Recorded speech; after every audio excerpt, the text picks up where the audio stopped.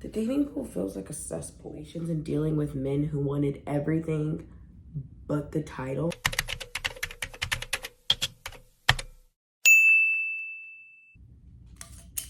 Hello, and welcome back to Tavi Talks. Today is going to be a rant and retwist because I need to retwist my hair desperately. The last time I retwisted my hair was probably like 3 or 4 weeks ago. And then I went swimming twice, so I washed it twice. I'll probably make multiple videos today, so don't be surprised if you look on my channel and see me in the same shirt still retwisting my hair.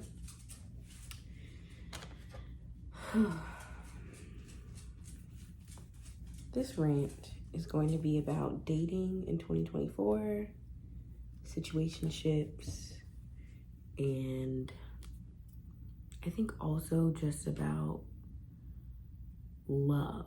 Just a love rant. This is just gonna be a love rant.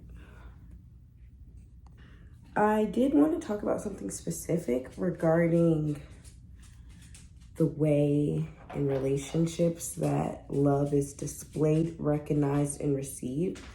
Let's just pretend that this is a FaceTime, and so I don't have to stare at the camera the full time because I'm gonna be doing my hair, so I'm gonna be looking at the mirror. I genuinely am confused with dating. I'm 25, full disclosure. And for as long as I can remember, I've always thought about like marriage and love. Probably in an obsessive, unhealthy way, now that I think about it. But you know how some people, some women who dream about being a mother from a young age, like they have the baby's names picked out and they're just like, oh, can't wait to be a mom. That's how I feel about, and that's how I've always felt about marriage. But I do realize that now I've kind of thought about marriage in a fairy tale like way, and marriage isn't a fairy tale. So now as a 25-year-old, I'm trying to figure out like, I guess what I want and matching that with the dating pool. The dating pool feels like a cesspool. There's that Ari Lennox song when she says, you know, there's plenty of fish in the sea, but what's these fish that are swimming to me? That's how I feel. So, I recently just got out of a situationship. And I realized I should have left way sooner, but I didn't. So I was unpacking, why didn't I leave? Because I wasn't happy. I was actually pretty upset in that situationship because my needs weren't being met. And so that's where I came up with the, wow, I need to be able to tell him how I display, recognize, and receive love, and I need to hear how he displays, recognizes, and receives love because we're not on the same page, and we need to get on the same page for this to work, which I felt like was pretty mature of me to realize and recognize, but that's not how it happened. But I still think in relationships, understanding how your partner displays, recognizes, and receives love is important. So your needs are met, so that way you don't feel resentful or feel like what you're doing is going unnoticed. Where's this lock going? Maybe I should do this one first. It's fine. So, I've only had one long-term relationship, and that was my ex-boyfriend from college. We met freshman year, and then we were in a situationship for like a year, and then we finally made it official sophomore year, and then we dated all throughout college up until graduation, and then we broke up maybe a little bit after graduation. I think that by being in a situationship for a year prior to dating officially ruined us.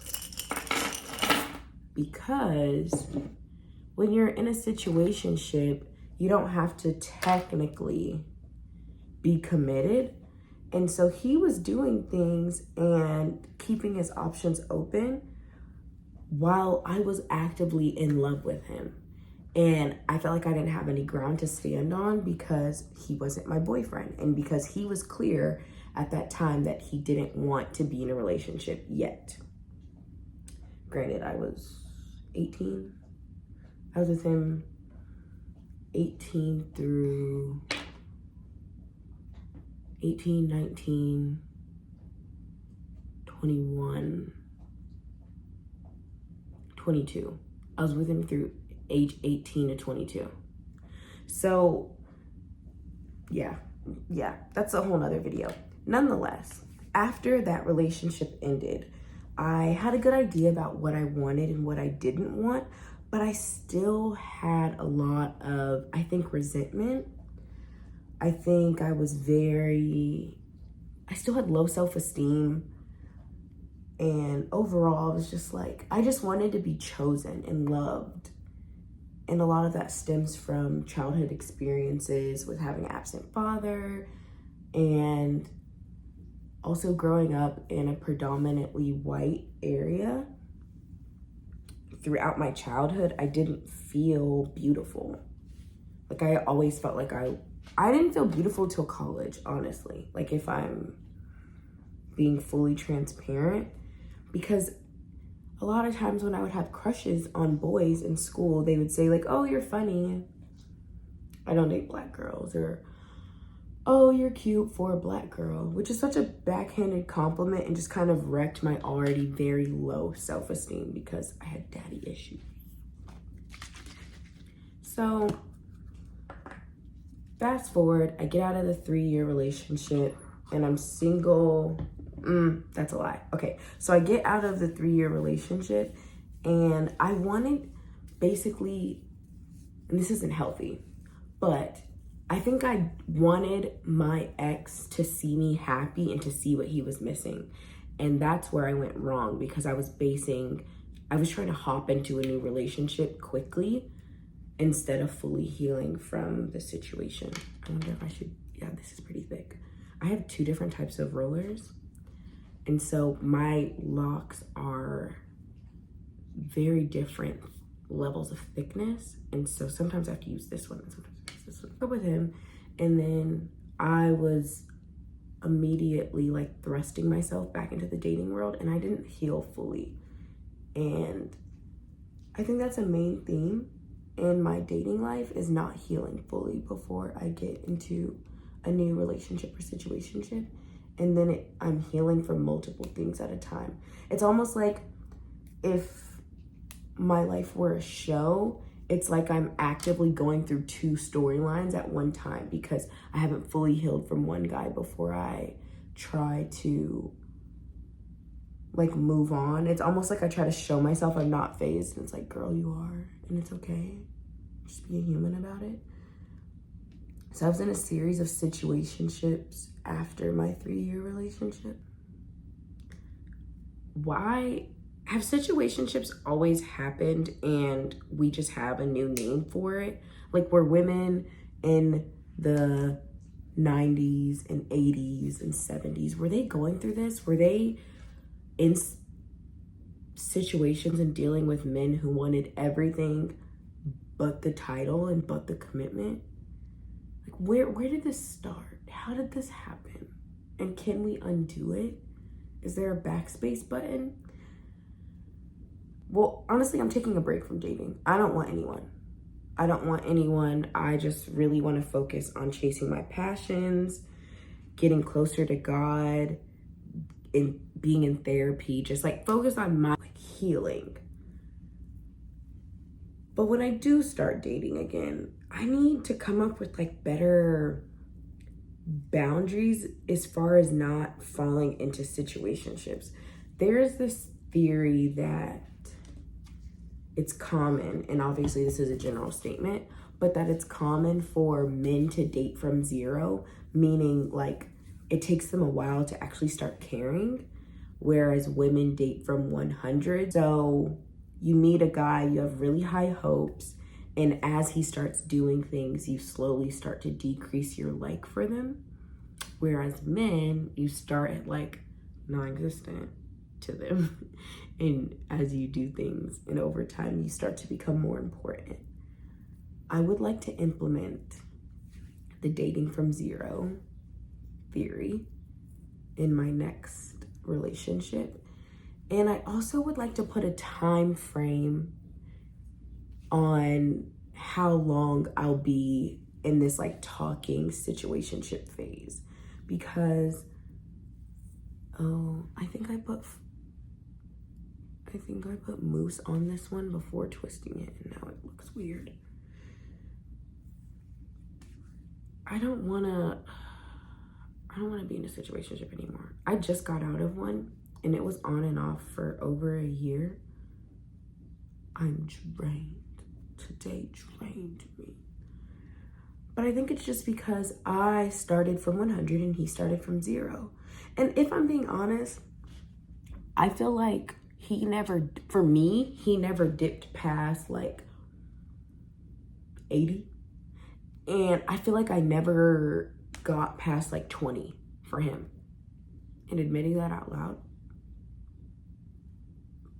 But it's true. And so he was just way too important in my life, and I was just way too non-important in his life for it to ever be a healthy situation. And so, yeah, I just don't want to deal with that anymore.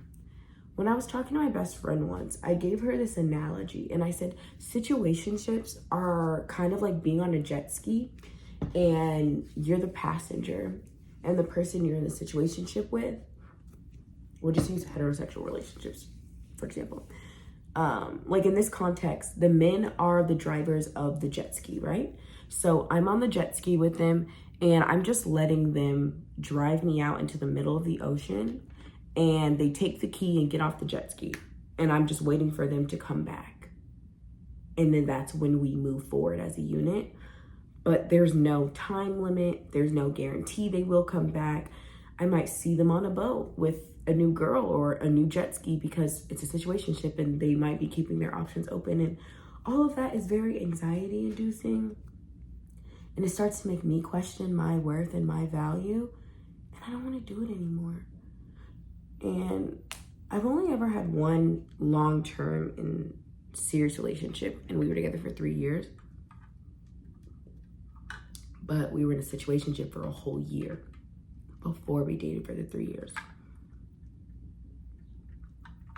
Which I think was bad, because going back to the dating from 0 thing, by the time I was like an 80 in his eyes and he was ready to fully commit after doing some things I don't agree with women and just other choices. By the time I was like an 80 or 100 in his eyes, he was like a 20 in mine, because I was so broken and hurt and resentful at all the things he put me through when I loved him so much and he was at a 100. And so, I don't know. I think I'm just tired and exhausted. And originally, before I decided to make this video on Rant and Retwist, it was going to be about viewing love from display, recognize, and receive, those categories. And how when you're in a relationship, it's good to understand the way you do those 3 and the way your partner does, to make sure you're both on the same page, displaying, recognizing, and receiving love. Excuse me. But then it just started into a rant. And now I think I'm at the point where I'm kind of scared to start over or to be with anyone.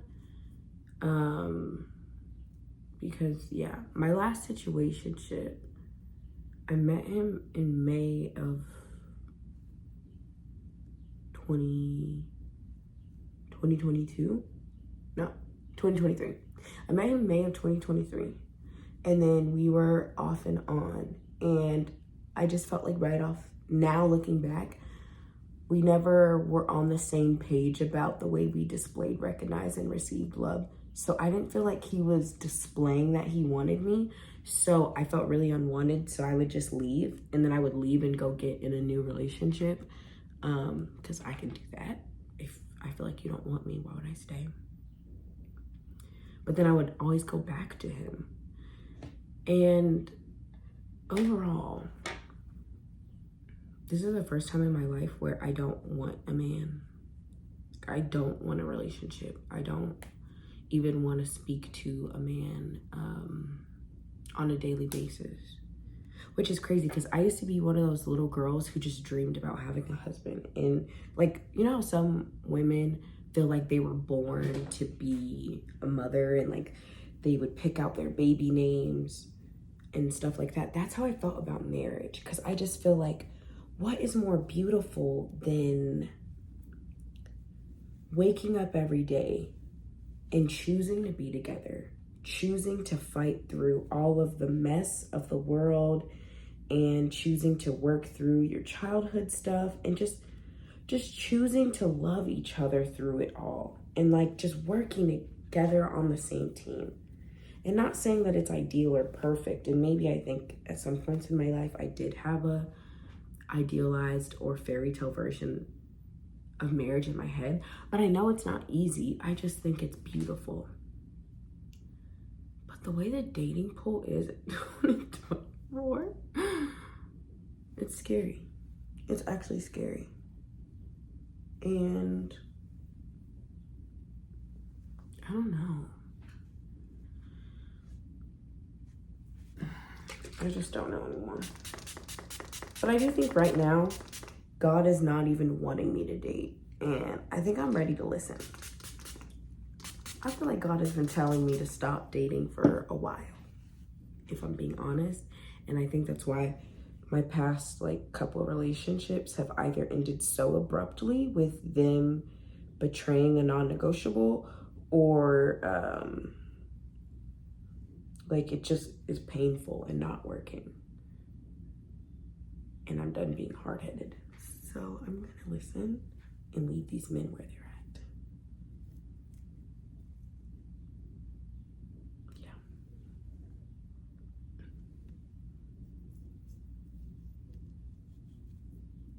Maybe it's because like sometimes I want my love life to be like a rom-com.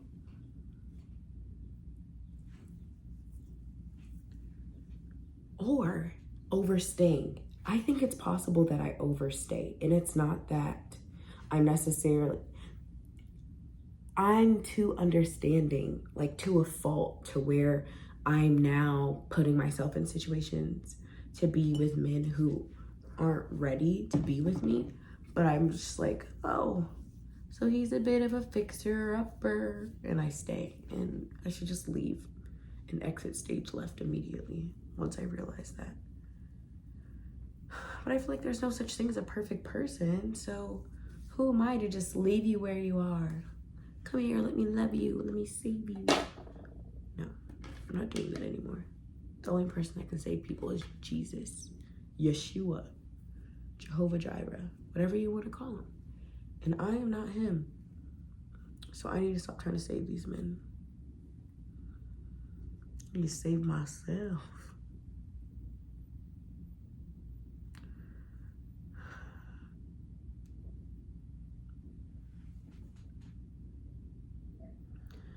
I don't know. I don't have anything else to rant about.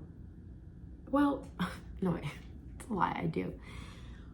Why would I, as a woman, want to continue to be in situationships, to share my body, be intimate, and all I'm doing is getting hurt in the process? Like, it's really not like appeasing anymore, the idea of it. Like, I'm done playing house. I don't want you in my apartment. I'm done competing for attention and affection. And I know great men exist. I know the perfect man doesn't exist, but I know that there's a man out there somewhere who's willing to be intentional and to love me and to have already done the self-healing work and gone to therapy and is understanding of his childhood triggers, and that together we can build and make it work. Like, I don't feel like I'm asking for too much. But in theory, like in practice, when I get out in the dating world, it does feel like I'm asking for too much. Boo.